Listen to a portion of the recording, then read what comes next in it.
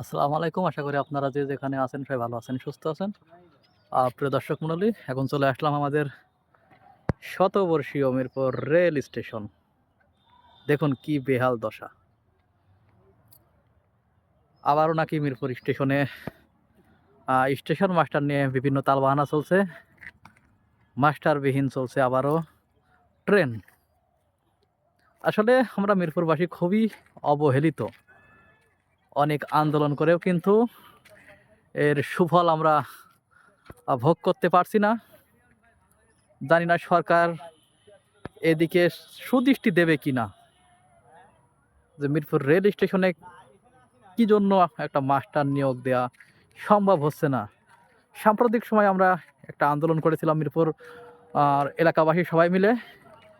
তারপরে সাময়িকভাবে মাস্টার নিয়োগ থাকলেও এখন নাকি আর স্টেশন মাস্টার নেই। এই যে এটা মিরপুর রেল স্টেশন, পাশে প্ল্যাটফর্মের অবস্থাও কিন্তু খুব খারাপ। মানে আধুনিকতার কোনো ছোঁয়া নেই এই মিরপুর রেল স্টেশনে। আমরা খুবই অবহেলিত মিরপুরবাসী। জানি না এ থেকে উত্তরণ পাবো কিনা। আবারও কি আন্দোলন করতে হবে?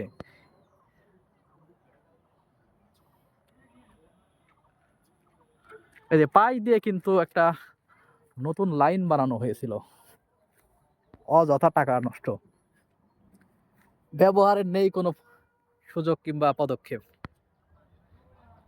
সরকারের কোটি, কোটি টাকা কিন্তু এভাবেই নষ্ট হচ্ছে।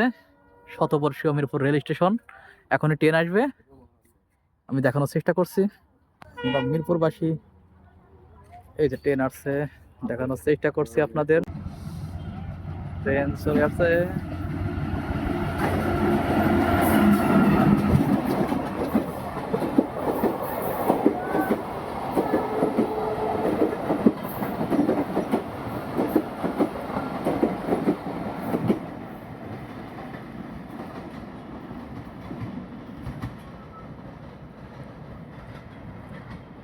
এইমাত্র ট্রেন চলে গেল, আপনারা দেখতে পাচ্ছেন।